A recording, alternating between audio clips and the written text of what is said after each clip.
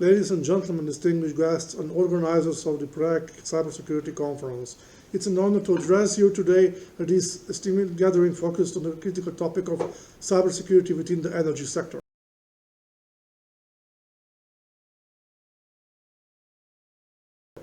My name is Uroš Svete and I'm Director of Government Information Security Office of the Republic of Slovenia, the competent national authority in the field of information security and cybersecurity in Slovenia.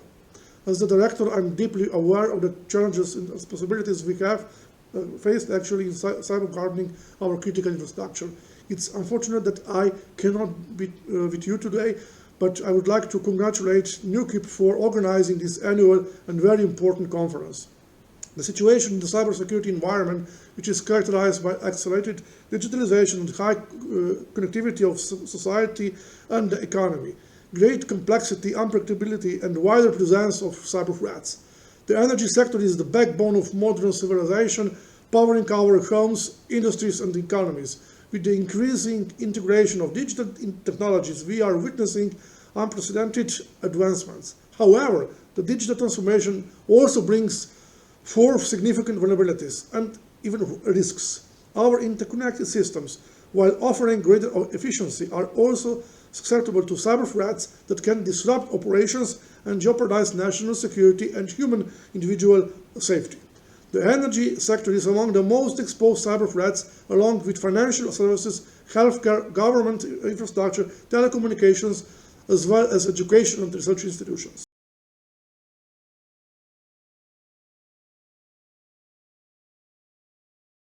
The panel we are part today is crucial for understanding how we can address these challenges. And one of the most important key aspects we must focus on is the distinction and integration between information technology and operational technology. Information technology focuses on data management, storage, communication systems, and services. In contrast, operation technology involves hardware and software systems used to monitor and control physical devices and processes. The convergence of IT and OT presents unique security challenges, and integration increases the attack surface of potential cyber threats. At the core of our efforts lies the imperative to develop robust security measures that can safeguard both IT and OT environment.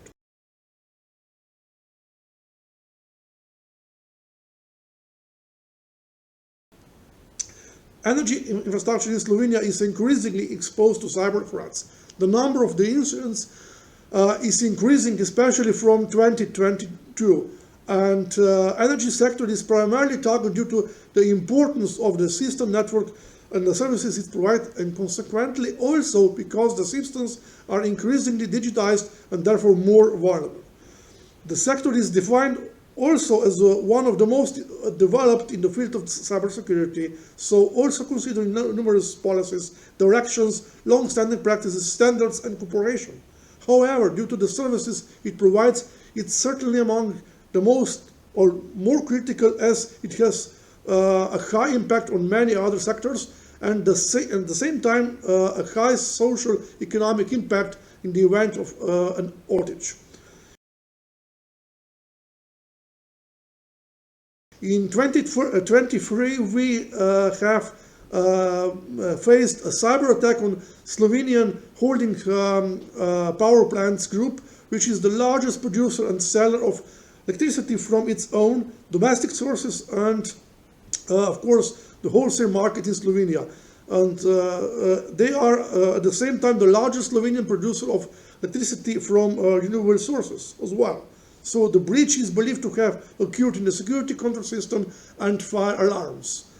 In this particular case, what is very important to understand and summarize is that all important key actors of Slovenian national cybersecurity ecosystem were informed. So our office, police, national CERT, Slovenian sovereign holding management, and government, and of course governmental and other relevant state authorities as well. The target detected the incident with CM, dedicated software for detecting threats and infections, and they immediately reported the incident to the police, national CERT, and our office.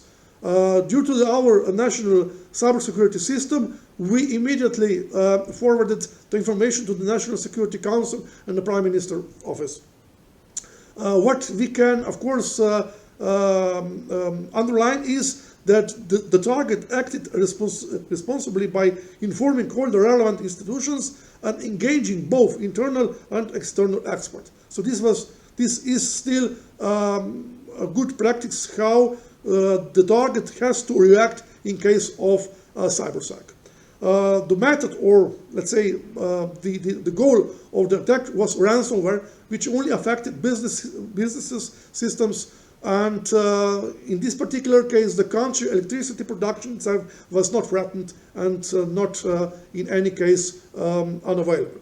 The attackers did not demand ransom, they only blocked access. Of course, the intrusion probably occurred earlier, likely to attackers were preparing, collecting information and hacking into the system, where they are trying to ensure a permanent presence, which can take then a month.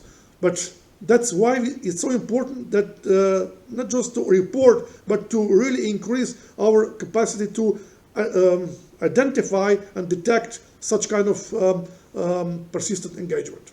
So our office communicated the response to the press statement and sent teams to the field with aim of obtaining information as quickly as possible to exact the time and method of intrusion, so that we are, of course, actually be able to aware other potential targets if, of course, the systems would be under attack as well.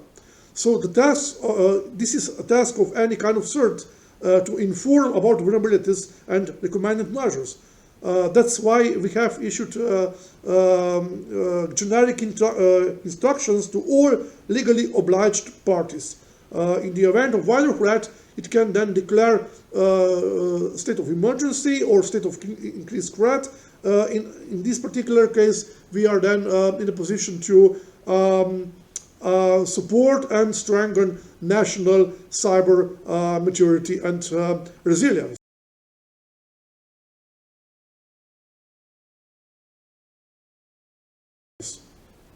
Regarding energy sector, our findings and inspections in Slovenia show that generally we have really positive situation with numerous of opportunities for still improvement.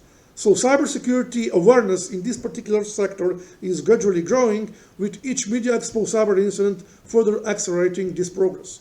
But that's not enough. So we are really aware that energy sector has to have much more concrete and capable own capacities for cyber attack. That's we are very proud to kick off a project.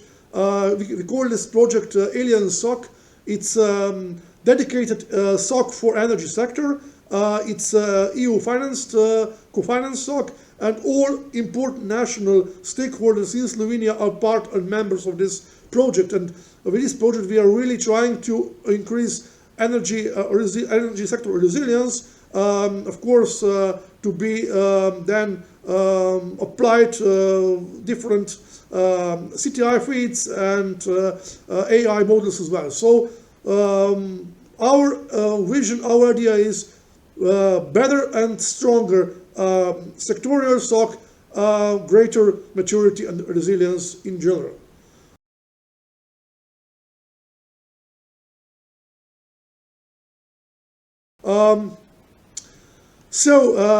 The integration, as I already mentioned, provides comprehensive threat detection, incident response, and fraud prevention. And we would like to not just keep this idea within the energy sector, but maybe slowly expose this concept to other sectors as well. According to NIS2, the energy sector will be classified as a highly critical sector, which means that there will be considered the planned measures, including prescribed security documentation and, of course, all the requirements and other security measures. But what is important for us is to harmonize national NIS as a very horizontal legal base with sectorial-based legislation, like network code in this particular case for energy sector. So we really do not have to be in a position to double in any sense, to double requirements for the national activities, neither for the liable entities in this case. So in conclusion, the path to secure energy sector lies in our commitment to innovation, collaboration, and adherence to established security standards, and of course based on information sharing and national and international cooperation. Thank you so much for your attention. I wish you very fruitful discussions and collaboration in the future. Thank you so much.